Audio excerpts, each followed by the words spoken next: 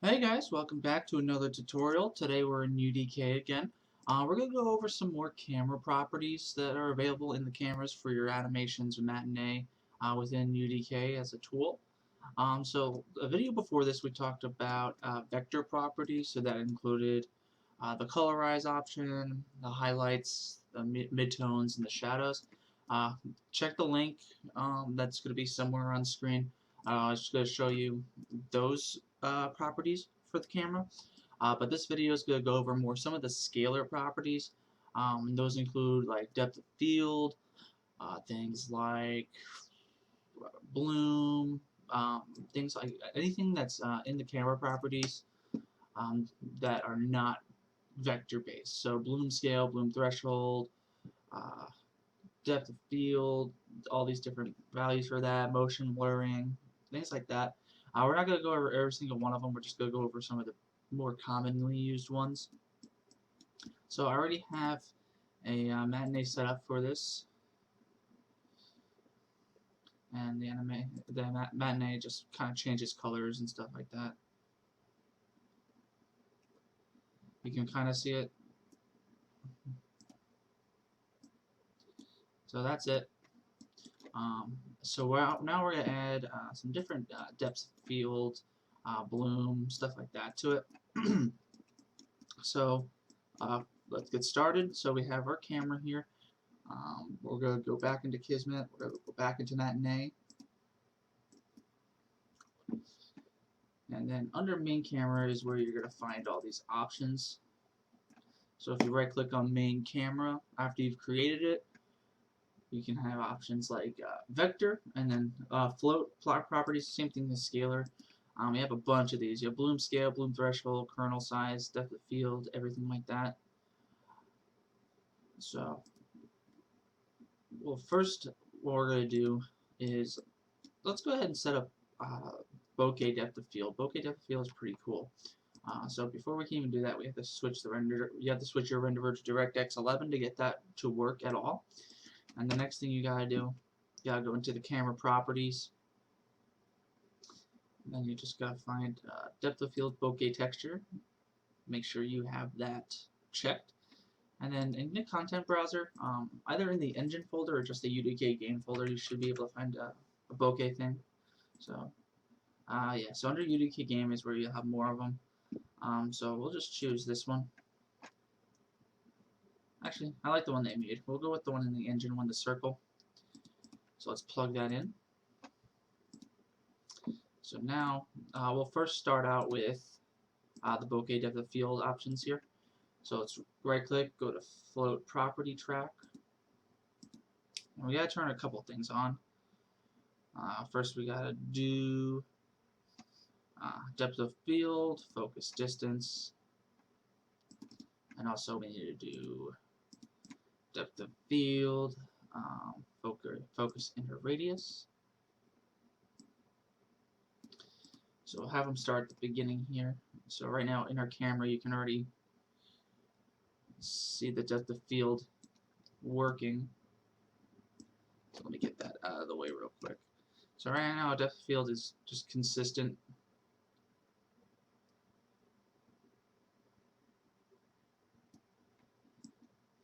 So we don't want it to be as strong, and we want to have the focus distances change over time. But before we change anything, we're just going to grab every single one we're going to need for depth of field. So we're going to need blur, bloom, kernel size.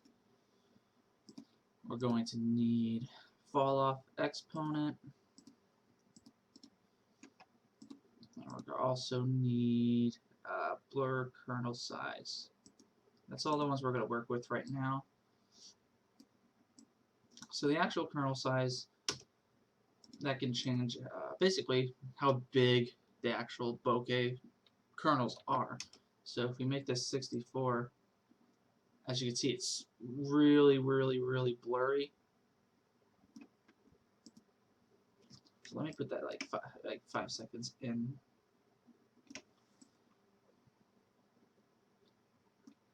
But now if we change this to a lower number, let's say like 4, it's gonna get clearer. So as you can see, it got a little clearer. And then I believe default is 16. So how I want this to work, at the beginning it's going to be set to 16. Then basically as we're getting closer in, all the way to 5 seconds, that's where it becomes kind of super clear, so we can make it like a 6. So basically as we're going in, things are getting clearer with the bokeh. And then from the beginning, I want the actual focus distance to change, and so in the inner radius as well. So the focus distance, I think by default is 0, but if we change that to like 2000,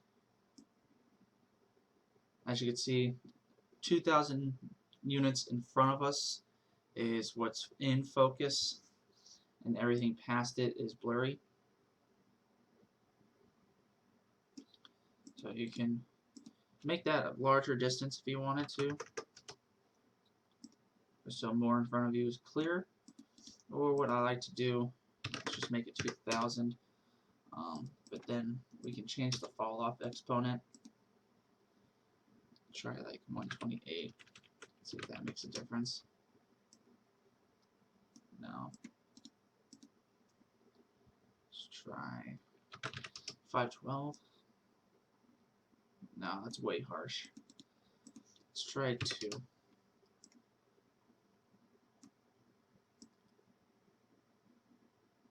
So that way, it's kind of a smoother transition.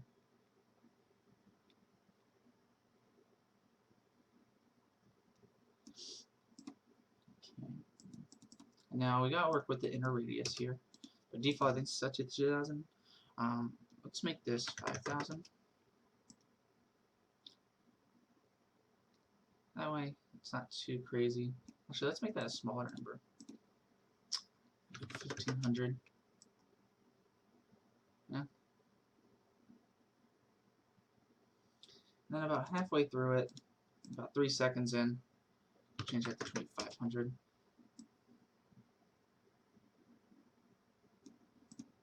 I want to change the focus distance as well. By the end of the 5 seconds, I want the focus distance to be, let's try 500 units. We can do better than that. Let's try 200. That way we still got some blurriness.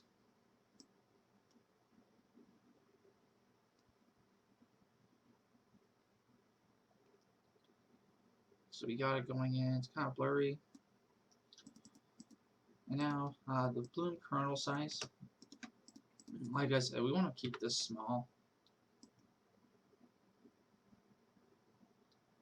And by the end of it, let's try having it big.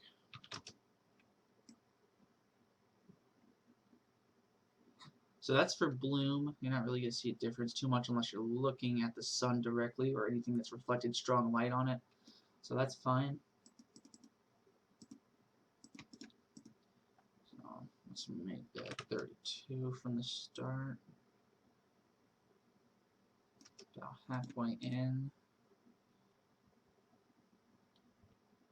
I want it to be about 4.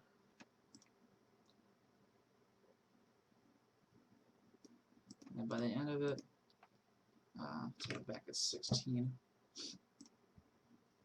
So that's where we have for depth of field. So let's play back.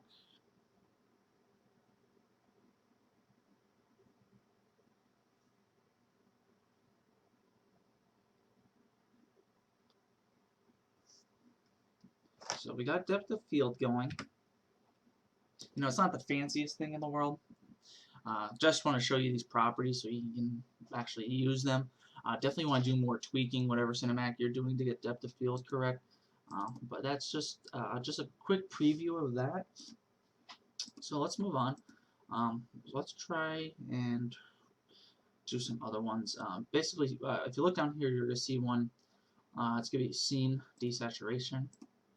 And that's just black and white, basically.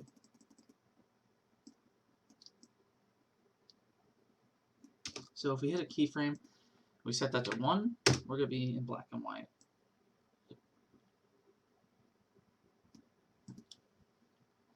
So, at the start, we would want it at 0.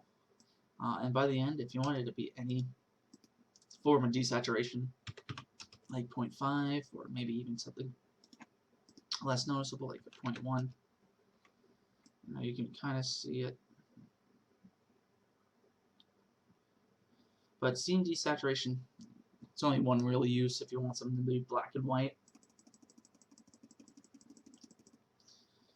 What else do we have under flip property track? Tone mapper, that I'm not too sure of. As soon as I put a keyframe in, I'm sure I'll know what it is.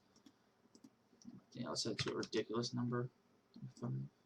Okay, so it seems like exposure. So the higher the number, the more exposed it's going to look, and the lower the number, the darker it's going to look. So maybe like a 0.8 at the start, and then by the end,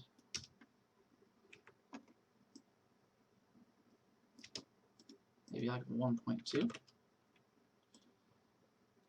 So can I have it dark, and then it gets a little bit more exposed at the end. So that's basically tone mapper exposure, it seems. I'm not familiar with the term tone mapper, so I guess exposure is the best way to put it. What else do we got? Image grain. So these are little tiny grains, kind of like computer static grains. So the higher the number, I think 1 gets you a good amount. No, let's try 500 then, just to get the point across. Okay. So it's kind of hard to tell. It's still a ridiculous number. I think you can kind of start to see it, but I think I think this is one of the properties that you only really see when you actually play it.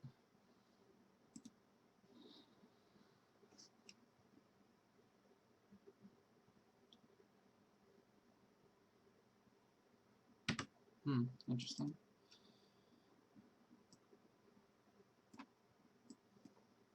Let's try a big number again.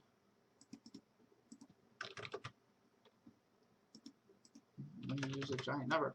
Thank you. Let's try playing it down.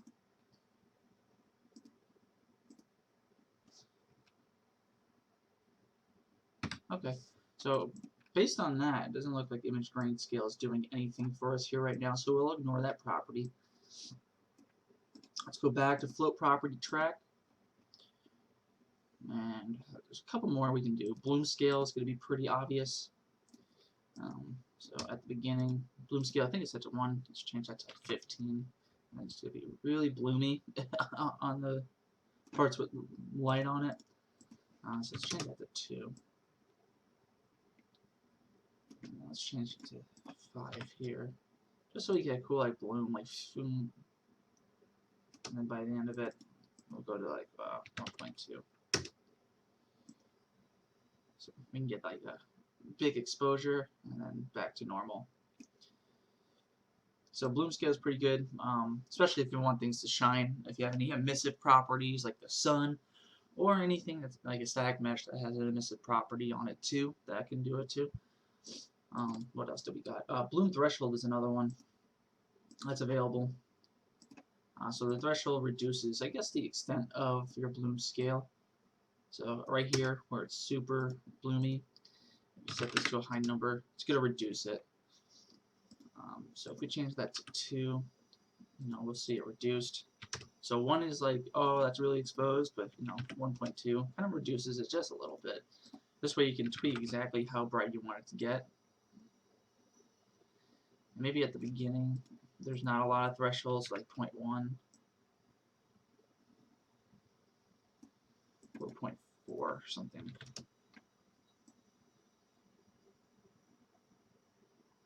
Now we're back to normal.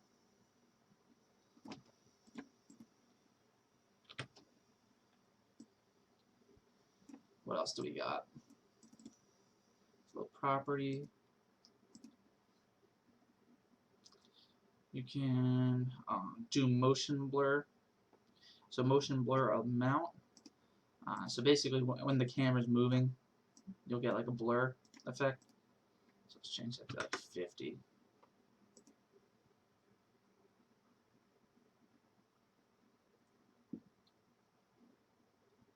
So you can kind of tell. This might be a property that you can only really see when you play it. So yeah, we're getting a little blur as we're moving. And right now we're seeing the blur happen towards the end. So we kind of want to reduce it. So we'll change that to like 30. And by the end, we want it to be at like about 1. So we'll have that blur up until the very end, which is nice. What else do we have? Max velocity, you can set, how fast the the actual camera or whatever actor you're using, however fast that has to go for the blur to take effect.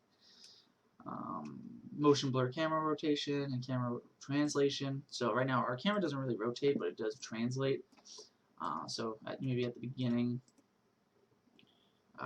we set that to 5,000, just so there's not as much of a threshold.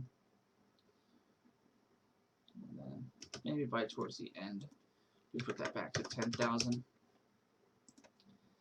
So let's see how that plays. So right now, yeah, we're getting that heavy blur effect for motion blur. And by the end, we don't see it as much. So that's basically really it when it comes to the actual float or scalar properties in the camera. So we got different things for bloom, the scale and the threshold, a lot of things for depth of field, like the inner distance, the focus distance, inner radius. You have the kernel sizes, the bloom kernel sizes. You can also change the minimum blur amount and the maximum blur amount for depth of field. But also we did tone mapper, was the exposure. Desaturation is just black and white. And we also did a little bit more than that. Let's go back in just to check everything again. So we also did the fall off, the image grain scale. I'm not too sure why that doesn't work. Usually it does. It would show a lot of grain on the screen, kind of like a camera grain, but that's not showing. But that's really it. Motion blur is the last one, where we have the camera translating and blurring the edges of the screen, kind of like moving fast. So that's really the purpose of the actual motion blur. But that's everything for the float property scales, so definitely check out the vector property scales video. Thanks for watching, guys. I'll see you next time.